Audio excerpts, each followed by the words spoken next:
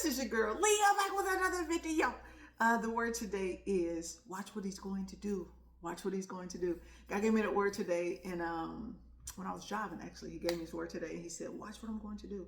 God is shaking things up, but it's for your good. Anytime he's moving unexpectedly in your life and things happens that appears to be bad or negative, it's always for your good, right? We got to think of who God is, his nature of God, his nature of the Father that he is. Anything that happens is for our good, right?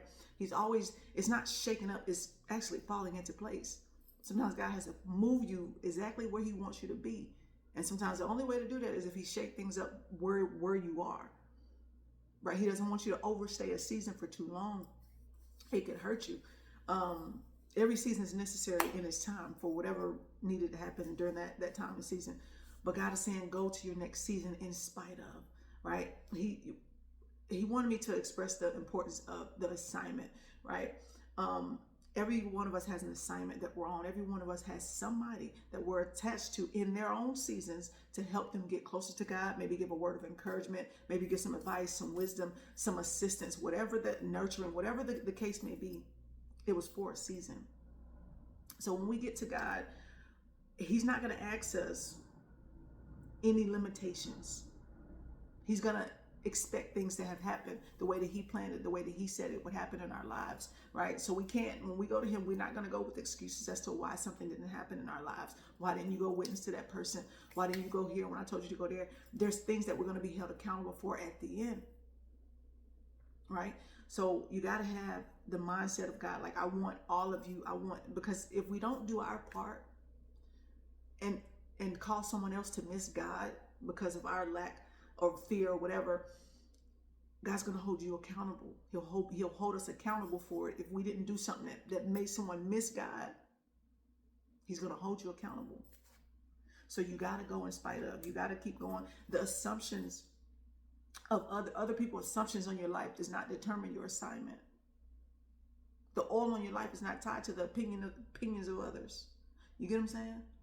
So when God has you do a thing, when God has you using him, when he uses you for himself and you're open, you've given your life to him, you become an open vessel. Lord, I'm yours. Use me in whatever capacity you see fit. It's going to be uncomfortable sometimes. You're not going to understand it. You're going to be misunderstood a lot of the times on this walk. You're not even going to know half the time where God is taking you, but you just got to go. As crazy as it may sound, you got to go because God said so. You're not going to understand everything. People are not going to always understand you. You're going to be misunderstood. You might be judged, whatever. Whatever the case may be, you still got to go. You got a part in the kingdom. I got a part in the kingdom. You got to go in spite of. He had me in Philippians 3 and 4. Here we go.